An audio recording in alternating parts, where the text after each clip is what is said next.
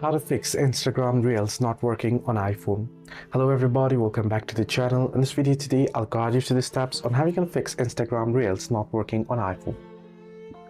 Well, if your Reels isn't working on your iPhone on Instagram, then you want to ensure that your Instagram is up to date. So you want to head over to your App Store and search in for Instagram and make sure that it has been updated to the latest version.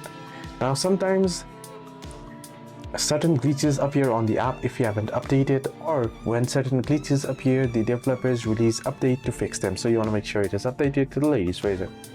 You also want to restart the app and device. Close the Instagram app completely and then reopen it.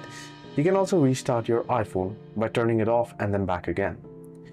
Ensure you have a stable internet connection, Wi-Fi or cellular data. Try connecting to a different network or using a different data plan if necessary.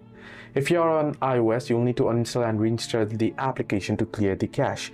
So if you are on Android, you can clear it easily, but for iPhone, you'll have to remove the app completely and then you'll have to download it again, which should fix the issue eventually. Hope this video helped. Do like and subscribe.